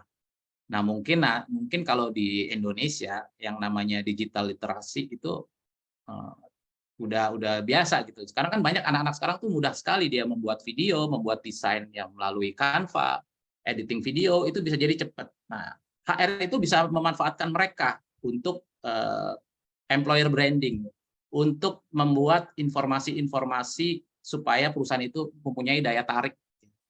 Atau pada saat membutuhkan karyawan, membuka lowongan dengan hal-hal yang kreatif. Nah, memanfaatkan itu artinya kita memberikan tugas ke tim kita yang notabene itu staff-staff ini yang muda-muda ini sebetulnya kreatif, lebih pintar, asal kita sebagai leadernya itu membuka saluran komunikasi, membuka budaya untuk sharing ya, atau ada yang namanya brainstorming. Karena brainstorming itu bisa dalam 5 menit itu ide bisa keluar banyak, lebih dari 10 ide. Ya, tinggal nanti kita buang mana yang nggak penting. Cuma syaratnya siapapun yang memberikan ide kita jangan ketawain, jangan kita sepelein. Selalu kita anggap benar. Nanti ujung-ujungnya kalau kita seleksi, kita anggap yang paling relevan. Itu sih tekniknya seperti itu. Nah, saya lanjut. Nah, kita biasanya gimana sih caranya supaya tim kita tuh optimal? Pertama harus mendefine goal-nya ya, yang harus dicapai dalam mengimplementasi transformasi digital. Oke, ini sebentar lagi saya selesai ya. Kita harus define goal, baik itu mendefinisikan goal-nya dari departemen, yang harus kita ambil dari goal-nya perusahaan. Kalau goal-nya dia memang karena ada produk baru, karena memang ada perubahan sistem, ya goal-nya itu harus nyambung. Seperti itu. Supaya pengaruhnya di prosesnya itu terasa nyambung ya. Jadi mungkin di HR sendiri punya suatu sistem baru yang canggih yang akan kita ajukan. Tapi untuk saat ini mungkin belum ada impact. Jadi itu terlalu cepat ya, terlalu maju. Jadi memang harus relevan dulu ya. Ibaratnya kalau saya beli handphone, bisa aja beli handphone yang paling mahal ya, yang 12 juta. Tapi kan yang dipakai paling cuma WA ya, scrolling YouTube. Tapi nggak dipakai untuk misalnya render video dan sebagainya. Nah, begitu juga HR harus tahu proporsionalnya seperti apa. Jangan sesuatu yang wah ya, sesuatu yang terlalu canggih tapi nggak bisa diterapkan. Apalagi karyawan-karyawan nggak akan ngerti gitu. Nah, kemudian yang C ya, harus punya, yang pernah saya ceritakan tadi adalah punya pengaruh finansial, impact ke bisnis. Seperti apa? Karena semuanya itu adalah investasi. Ya tanpa diminta pun pasti owner juga akan menghitung setelah investasi ke digital ini impact-nya apa sih? Gitu. Pasti impact-nya ya pasti jangka panjang ya, nggak bisa bulan depan harus diukur, harus balik duitnya nggak bisa. Nah itu harus HR itu sebagai HR manager, HR leader itu harus smart, harus bisa kalkulasi, harus bisa involve ke semua departemen. Kemudian yang kedua, mengidentifikasi siapa yang akan mengimplementasi perubahan ini, transformasi. Kalau kita tidak jeli, kita akan merasa, loh kok akhirnya ini kok saya semua yang direpotkan. Nah, harus melibatkan yang tadi saya bilang, semua line manager ya, DP itu harus dilibatkan. Mereka punya responsibility sesuai dengan bidangnya masing-masing. Tetapi harus alignment dengan keseluruhannya. Makanya kerjasama dengan IT, supaya IT-nya itu memberikan disposisi sebagai HR yang sudah punya leadership-nya yang baik itu bisa mengontrol mereka, mengendalikan semuanya. Karena tiap line manager itu juga akan diuji ya kepemimpinannya untuk menggerakkan timnya. Nah, kalau meng-hiring resource tambahan ya untuk transformasi digital, biasanya sih mostly itu memang harus ya. Ya bisa aja kita meng-hire mulai dari level staff sampai manajer, terutama orang-orang ya, anak-anak tuh yang sangat menguasai digital ya, yang menguasai data science dan sebagainya. Nah ini juga harus dihitung karena biasanya sih kalau digital itu sekarang ini kan mahal-mahal ya.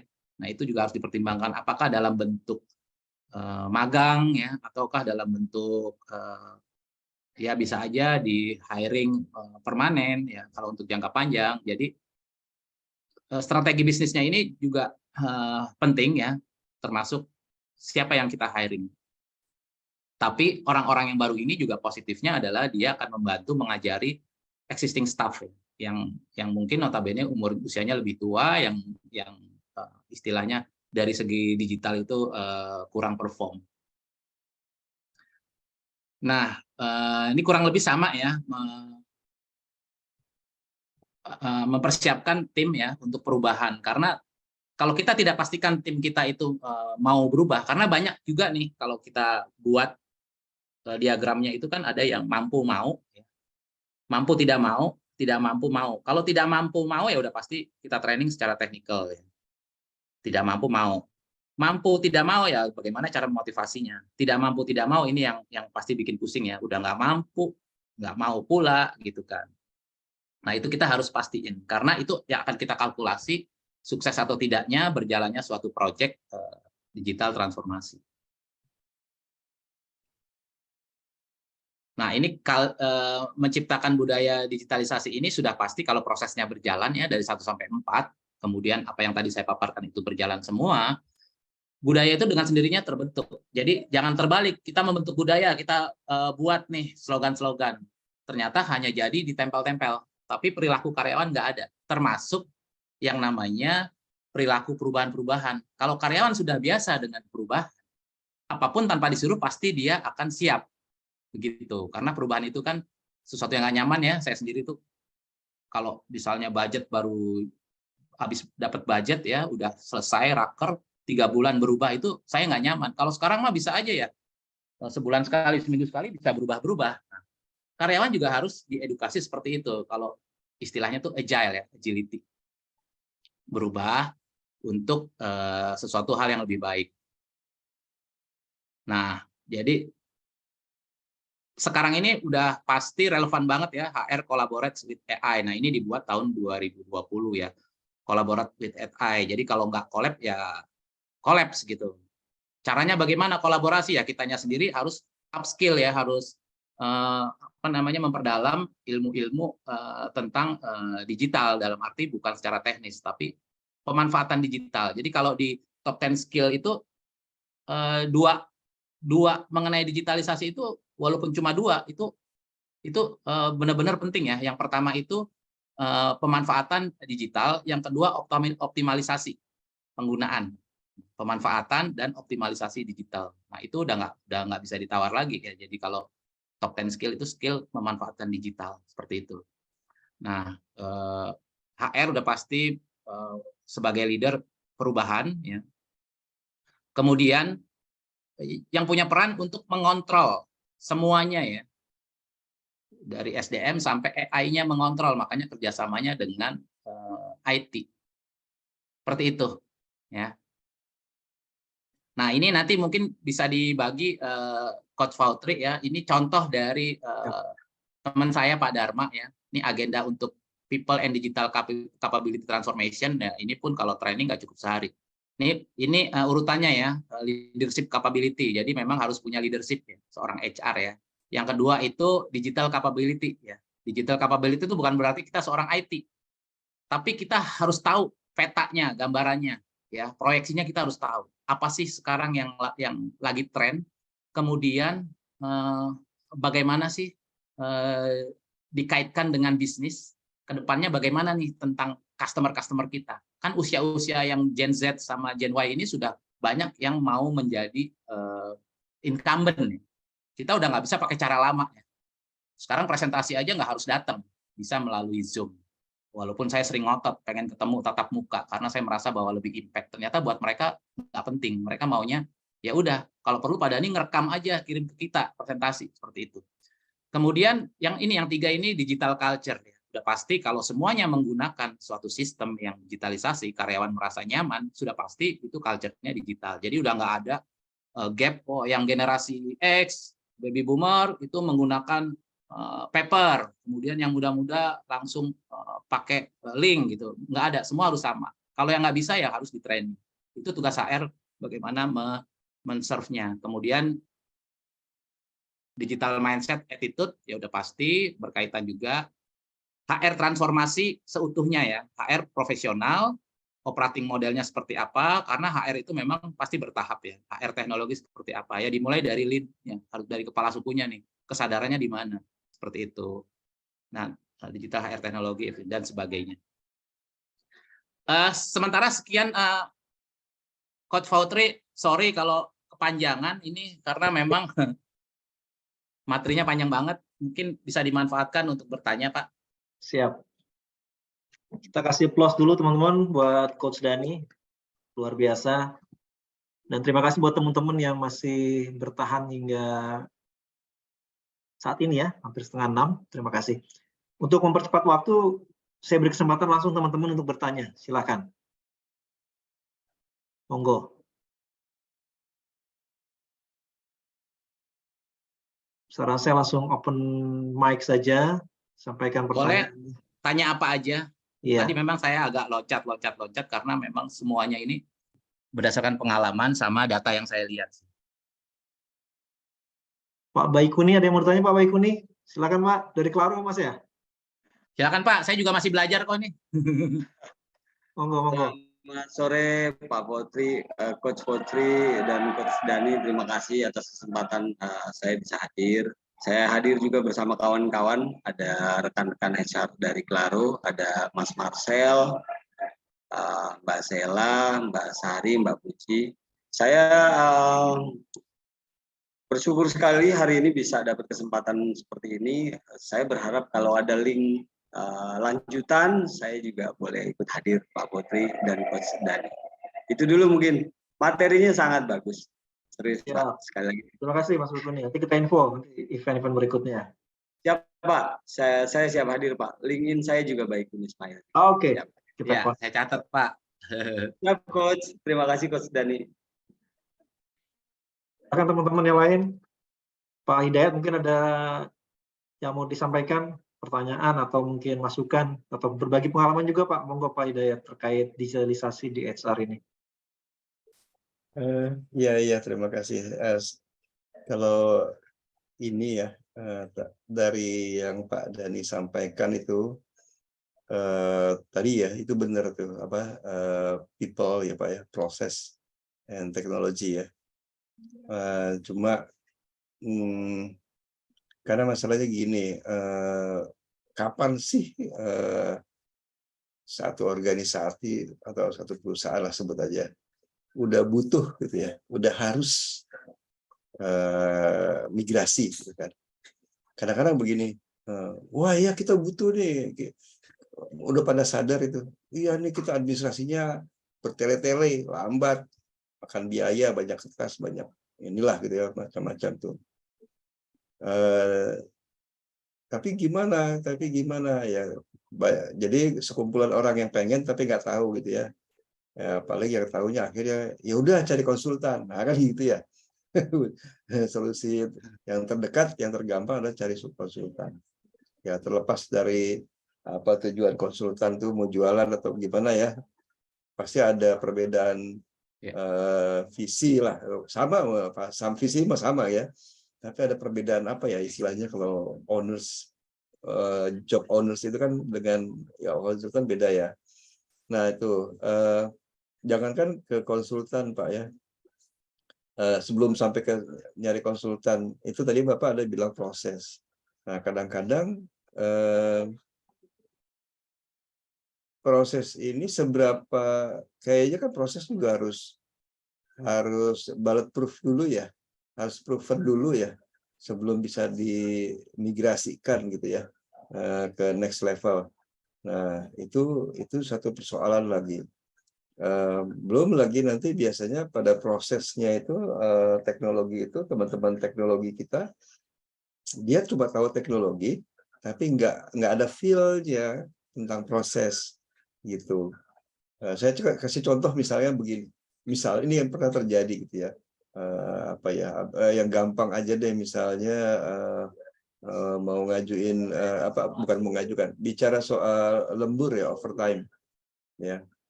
Regulasi bilang overtime itu harus dengan perencanaan, ya, harus dengan perencanaan dan itu harus dibuktikan dengan jadi drop gitu dari atasan, perintah atasan, ya. Tapi kenyataannya bukan dari atasan tapi dari bawahan. Nah, itu aja secara proses yang manual ya masih berantem gitu ya antara benar nggak benar. Ini mau didigitalisasi gitu ya. Itu belum, masih ada perdebatan yang orang IT bilang, oh approval macam itu kalau pakai software saya atau aplikasi yang dia pakai gitu ya nggak bisa, harusnya begini-begini gitu. Nah, akhirnya apa, begitu udah jadi nggak seperti SOP kita tuh cara approval, ini baru bicara sekecil aja ya, approvalnya aja gitu ya, belum ngomong lain masih lembur ya, approvalnya aja udah. Nah itu Pak, jadi seberapa siap gitu ya, ngerasain ngefeel-nya itu gimana ya, ini tuh udah siap apa belum gitu loh. Yang saya tahu sih cuma itu aja, ini manualnya harus sudah proven dulu gitu, bulletproof dulu. Cuma ngebuktiinnya itu proven atau itu lah ya, karena ya paling enggak ya apa kata atasan kan paling enggak bosnya nggak bisa disanggah gitu, nggak tahu bosnya juga bener apa enggak ya kan. Ya, mau cari konsultan ya masalah biaya lagi dan lain hal. Nah, itu Pak, itu gimana tuh Pak ya? Terima kasih Ya, Pak. sama-sama. Saya punya pengalaman sih, kita panggil konsultan. Jadi kalau pengamatan saya ini berdasarkan pengalaman, konsultan tuh ada 2 tipe ya Pak. Yang pertama itu yang penting dia jualan, yang penting dia bisa masuk ya, bisa closing ya. Ya terlepas dari kualitas atau dia dedikasinya tuh ya udah, kalau udah sesuai perjanjian kita panggil, kita ada trouble, ada error, susah, terlepas dari itu ya. Nah, itu konsultan yang tipe pertama. Konsultan tipe kedua itu bisa dilihat Pak dari pertamanya. Makanya ada visibility. Ya, saya pernah punya konsultan yang sekarang ini dia jadi dulu ini dia kepala konsultannya, sekarang ini dia jadi CEO di salah satu platform yang terkenal lah. Jadi semua teman-teman pasti tahu kalau proses payroll itu menggunakan siapa nih yang paling ini. Jadi namanya juga mirip-mirip nih dengan platform saya nih, MTI Talent Story. Nah, itu seperti itu. Nah, dia adalah konsultan yang dia datang, tapi dia belum tentu setuju bahwa saya akan ambil proyek Bapak. Dia harus ada visibility. Alasannya 3, Pak. Orangnya siap nggak? Itu pertama. Siap ini dalam arti karakter juga. Karena dia punya pengalaman. Orang ini bisa siap, tapi pada saat programnya jadi, dia tidak menjalankan. Ditambah lagi atasannya lemah. Karena mungkin dia mesin uangnya dan sebagainya. Jadi semena-mena itu yang akan dihitung.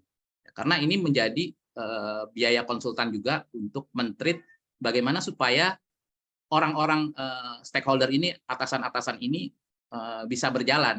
Ini harus dibina juga gitu. Itu pertama. Kedua, mesin. Dia akan cek mesin ya. Kalau manufacturing itu dia cek mesin. Otomatis pertanyaannya, lah konsultan ini kan nggak ngerti mesin. Dia kan bisa kemana aja. Gampang. Konsultan itu biasanya akan melihat yang namanya manualnya.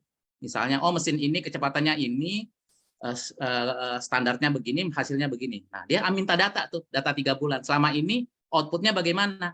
Oh, outputnya ini delay. Yang harusnya menghasilkan 1 menit itu menghasilkan misalnya 100 produk, ini 90, 80. Itu jadi catatan. Terus ditanya lagi, kenapa kok delay?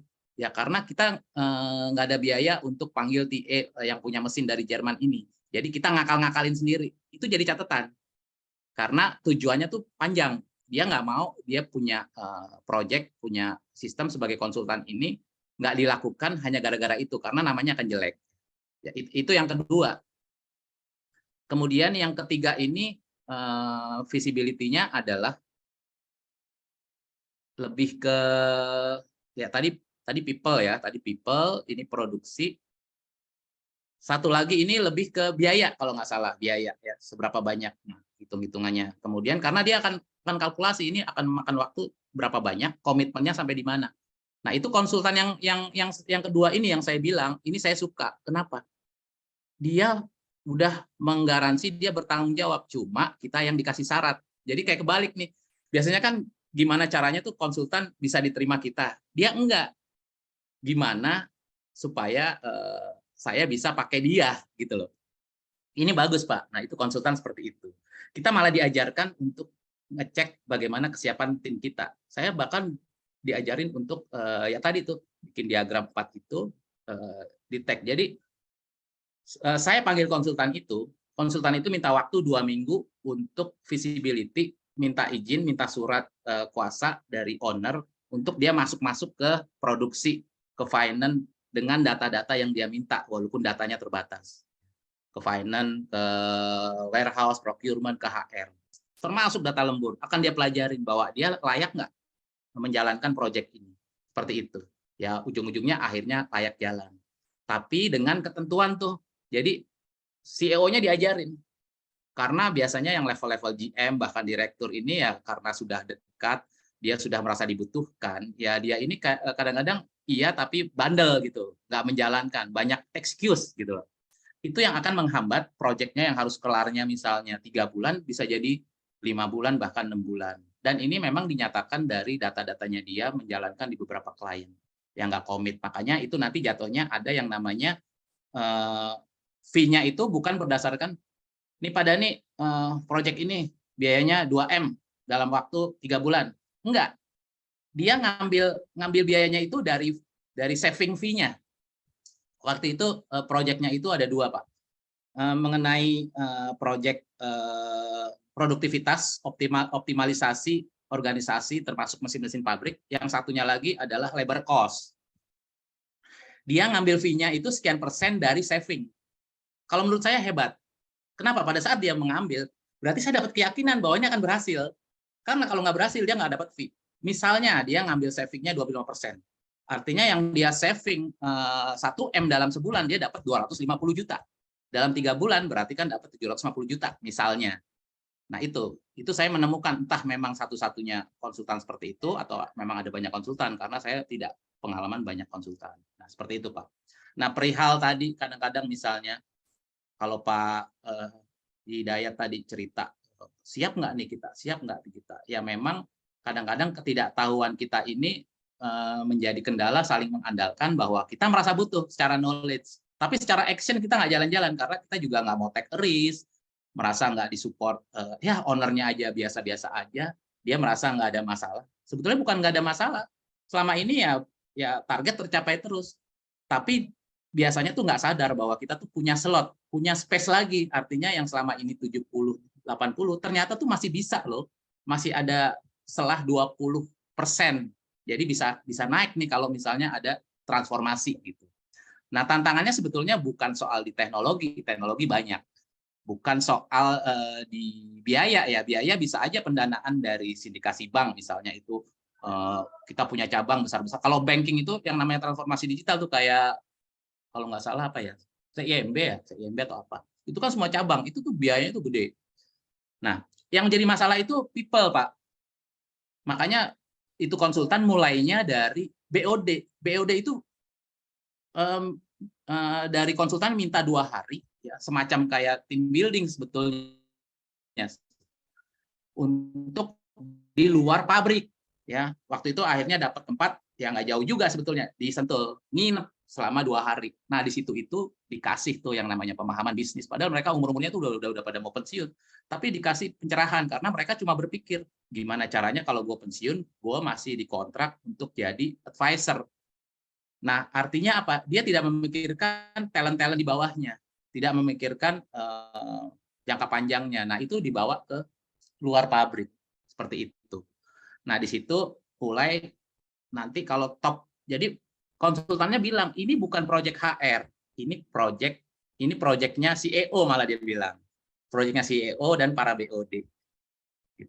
Itu yang tadinya dia cuma nyuruh ya, dan gue mau gini-gini, dan gue mau ada line 5, nanti harus ada perubahan digital misalnya gini, atau labor cost gini-gini, yang tadi dia mengandalkan orang, justru ini yang tanggung jawab itu dia sendiri yang punya proyek, seperti itu. Jadi HR itu hanya menjalankan aturan main, regulasi sama kontrol, tapi bukan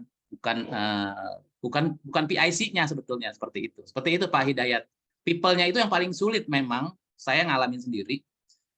Ya kalau anak sekarang kan ngomongnya ada politik kantor atau apalah ya mereka, tapi bisa nggak kita mengarahkan bahwa ini tujuannya itu kalau kita nggak egosentris, ini kapal tetap jalan. Kalau salah satu egosentris ya, yang satu dorong ke belakang atau apa, ya lama-lama kapalnya karam, akhirnya mati semua. Nah, itu yang harus disadarkan. Karena kalau zaman klasik ini ya Pak, semakin levelnya tinggi, egonya semakin tinggi.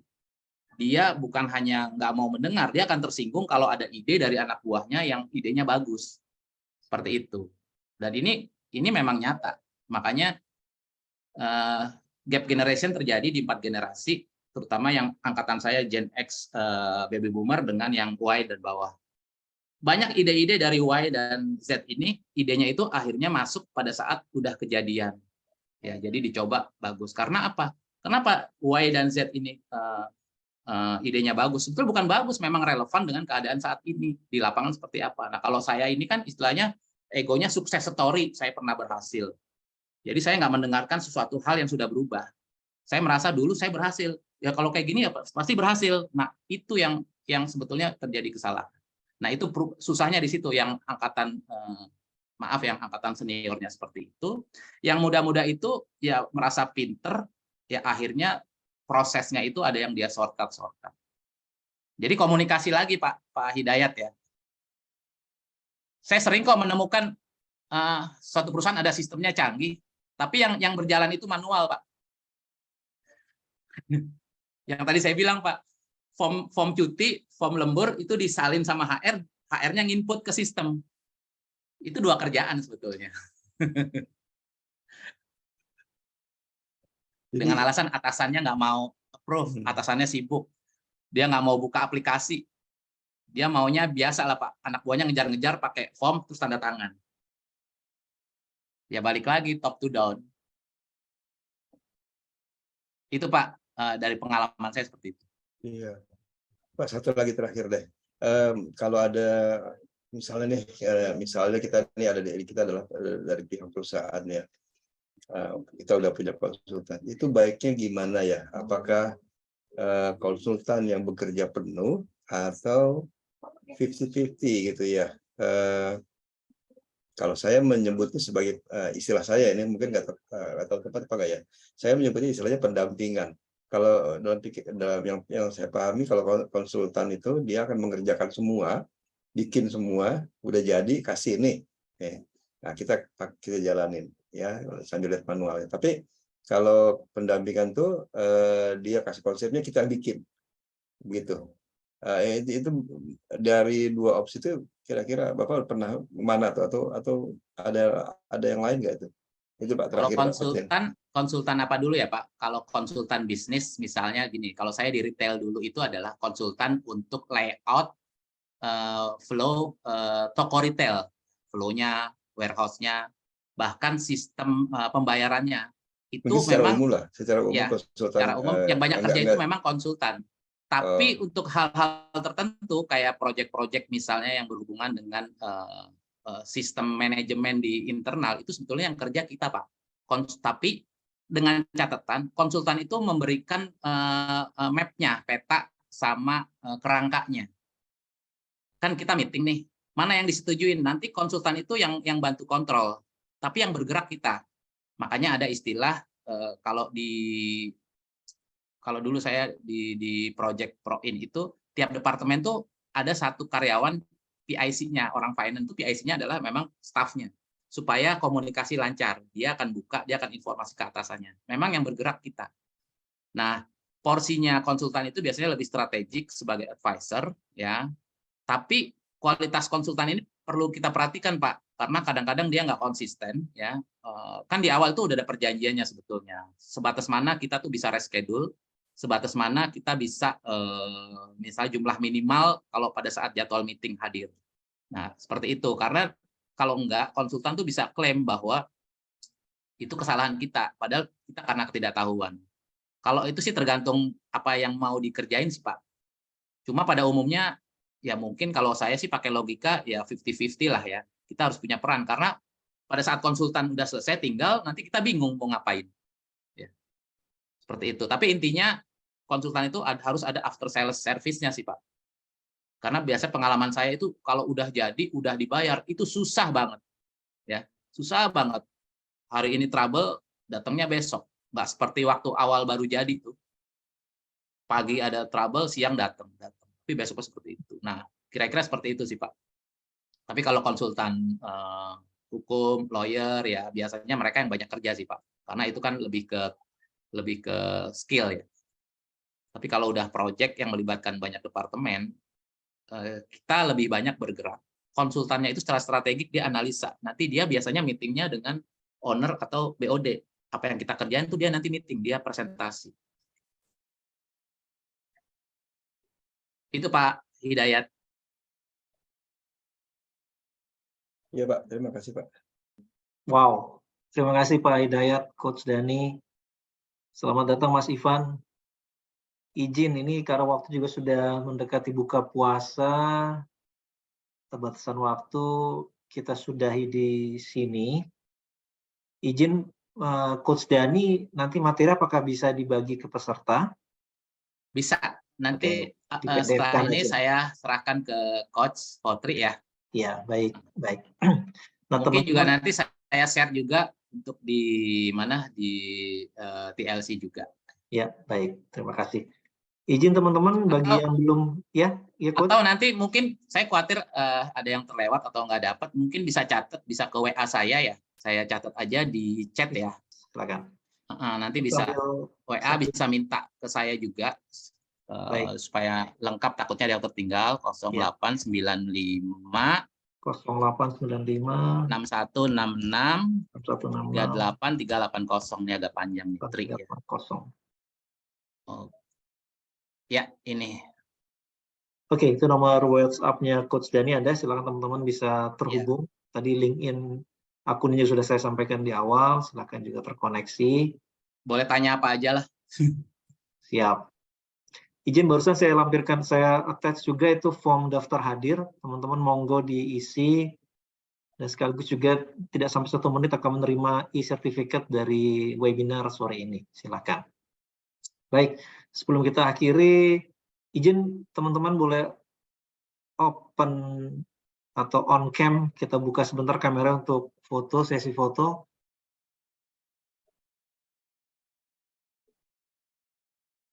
Mas Ivan, halo. Mas Ivan. Mas Pandu, boleh buka. Mbak Vinona, Mas Sigit, Pak Rudi, Mbak Rachel. Maaf Pak, saya lagi di jalan menggunakan motor. Oke, siap, tidak apa-apa.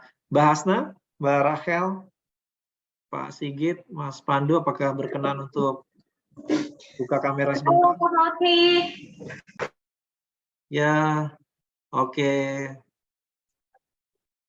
Baik, kita mulai. Kasih senyum yang terbaik teman-teman ya. Senyum menjelang buka puasa, jangan tunjukin haus menjelang buka puasa, kita tunjukin semangat menjelang buka puasa. Oke, saya hitung sampai 3 ya. 1, 2, 3. Oke, sebentar, saya paste dulu.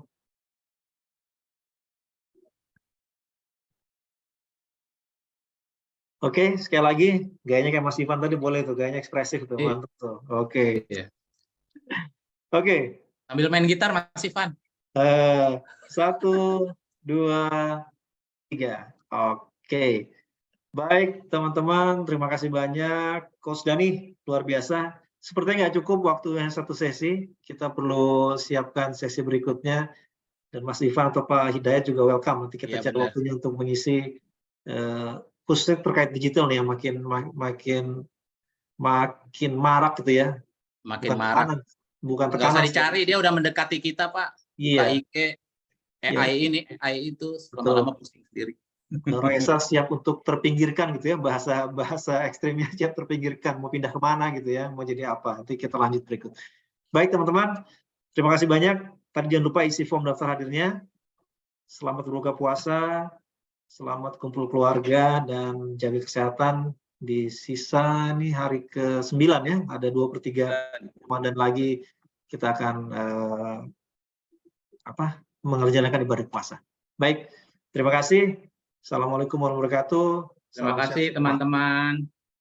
Terima kasih Pak Dani, terima kasih Pak Fotri, Terima kasih teman-teman semua. Terima kasih. Mas Ivan, terima kasih. Next time. Ya, Mbak Puspita. Itu ada Bu Seli. Ada Bu Seli, Mbak Seli, apa kabar? Masih di kantor Mbak Seli? Iya Pak. Oke. Mas Ivan di rumah nih Mas Ivan? Kenapa? Di rumah? Di rumah. Oke. Baru selesai juga. Mohon maaf ini terlambat sekali bergabungnya. Saya pikir tadi bisa bergabungnya pas waktunya. Oke. Next kita semoga yang bisa ini lagi. Makasih ya. Sama lagi ya Coach Fotri. Mas Ivan. Pak baik ini ya kita ulang lagi nanti. Izin ya Pak. Ya silakan.